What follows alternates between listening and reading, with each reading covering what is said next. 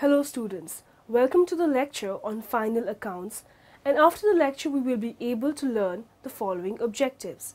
Describe the meaning of final accounts, explain the final accounts of not-for-profit organizations, describe the income and expenditure account, explain the balance sheet, define the accounts from incomplete records. Let us start with a brief introduction. All business transactions are first recorded in journal or subsidiary books. They are transferred to ledger and balanced it. The main objective of keeping the books of accounts is to ascertain the profit or loss of business and to assess the financial position of the business at the end of the year. The object is better served if the businessman first satisfies himself that the accounts written up during the year are correct or at least arithmetically accurate. When the transactions are recorded under double entry system, there is a credit for every debit. When one account is debited, another account is credited with equal amount. If a statement is prepared with debit balances on one side and credit balances on the other side, the totals of the two sides will be equal. Such a statement is called trial balance.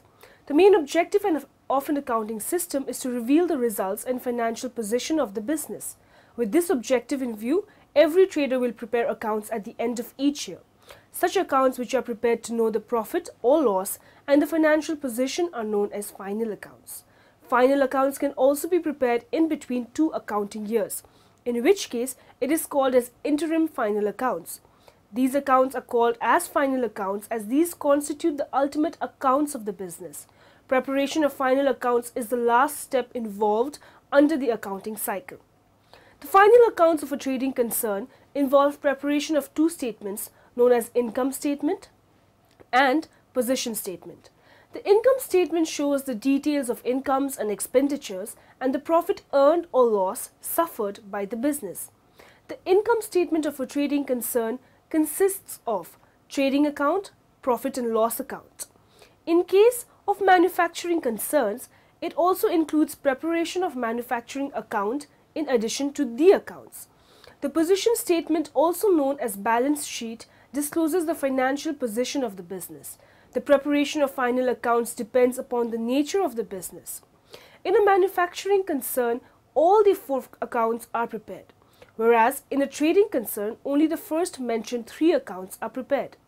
In service rendering organizations like banking and insurance companies, the final accounts will include only two accounts, viz. Profit and loss account and balance sheet. You must know the features of final accounts.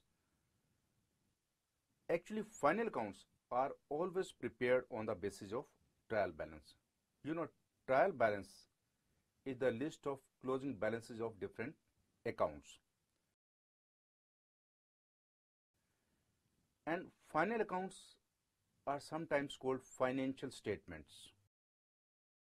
Actually, financial statements or final accounts take us to the profit position or loss position of the company, means what the company has made profit or suffered loss during the year.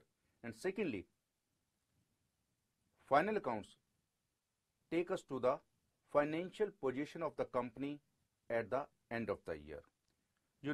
Balance sheet always tells us about the financial position of the company. What is financial position of the company? Financial position means the position of assets and liabilities. So, final accounts will be having two parts. Number one, income statement. Number two, balance sheet. Income statement will tell us about the amount of profit made by the company during the year, and balance sheet will tell us about the position of assets and liabilities. You have already learnt about the balance sheet in our previous segments. And before I start final accounts, you must be aware about the types of expenses. Now you are familiar with the expenses like wages, salary, fuel, carries inward, carries outward, bad debts, loss by fire, loss by theft, etc., etc. and we have used these accounts in our previous segments. All these expenses and losses can be categorized into two parts: direct expenses or indirect expenses.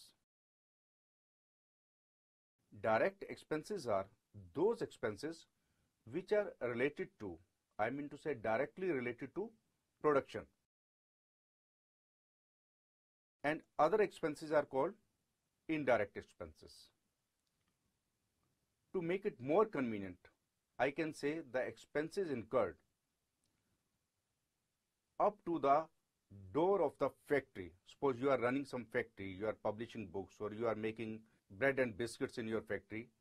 All expenses and losses up to the door of factory when the goods are ready, up to that point the expenses are direct, and after that all expenses are indirect. For example, you are paying wages in your factory to the labor. They are direct expenses because the goods are not yet ready. If the goods are ready, means ready to sell, ready to be sold, and after that all expenses are indirect expenses. And let me explain again, all expenses are of two types: direct expenses and indirect expenses. And under the category of indirect expenses, we cover selling and distribution expenses, and number two, financial expenses. Selling expenses, suppose carries outward, you have paid advertisement, the cost of the samples, etc. And financial expenses, suppose you have paid the rent of the office, electricity bill, salary to the staff. And third category is office and administrative expenses, means any expense related to your office or administration. All expenses are indirect expenses.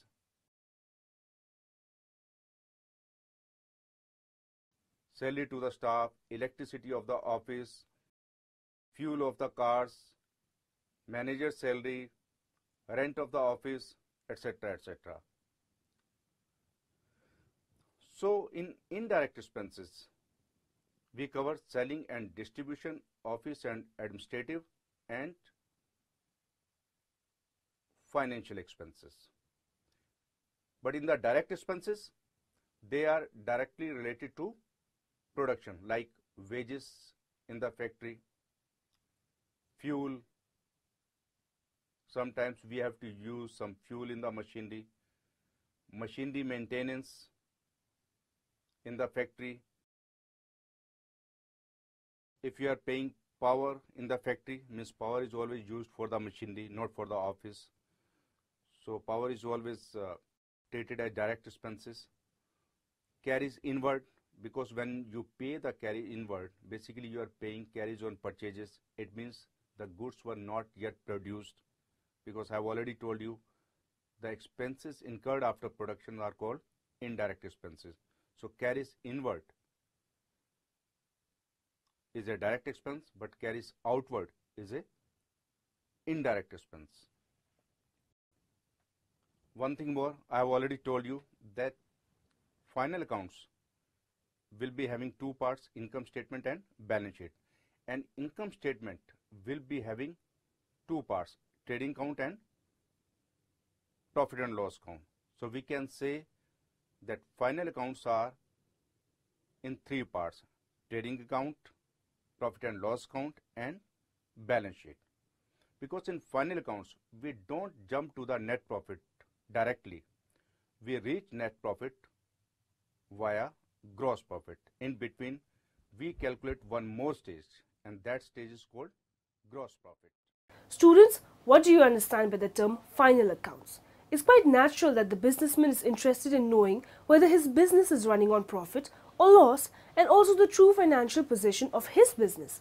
The main aim of bookkeeping is to inform the proprietor about the business, progress, and the financial position at the right time and in the right way. Preparation of final accounts is highly possible only after the preparation of trial balance. The trading and profit and loss account and balance sheet prepared at the end of the year is collectively known as final accounts. It is not proper to call these accounts as final accounts because balance sheet is only a statement but not an account. However, in actual practice, these accounts and statements are together called as final accounts. The final accounts are prepared on the basis of various ledger balances incorporated in the trial balance and other adjustments made at the time of preparation of trial balance. Trading and profit and loss account is prepared to find out profit or loss. Balance sheet is prepared to find out financial position if concerned. Trading and profit and loss account and balance sheet are prepared at the end of the year or at the end of the part, so it is called final account. Revenue account of trading concern is divided into two parts, that is, trading account and profit and loss account. Trading account. Trading refers buying and selling of goods. Trading account shows the result of buying and selling of goods. This account is prepared to find out the difference between the selling prices and the cost price. If the selling price exceeds the cost price, it will bring gross profit. Trading account constitutes the first segment of the income statement. It is an account which is prepared to ascertain the gross profit or loss of the business. It is called as trading account as it reveals the trading result of the business. As in the case of other ledger accounts, it also has two sides, viz. Debit side and credit side. Items appearing in the debit side of trading account are opening stock. Stock on hand at the commencement of the year or period is termed as the opening stock. Purchases. It indicates total purchases, both cash and credit, made during the year. Purchase returns or returns outwards. Purchase returns must be subtracted from the total purchases to get the net purchases. Net purchases will be shown in the trading account. Direct expenses on purchases. Some of the direct expenses are wages. It is also known as productive wages or manufacturing wages, carriage or carriage inwards. Octroi duty. Duty paid on goods for bringing them within municipal limits. Items appearing on the credit side of trading account are sales. Total sales including both cash and credit made during the year. Sales returns or returns inward. Sales returns must be subtracted from the total sales to get net sales. Closing stock. Generally, closing stock does not appear in the trial balance. It appears outside the trial balance.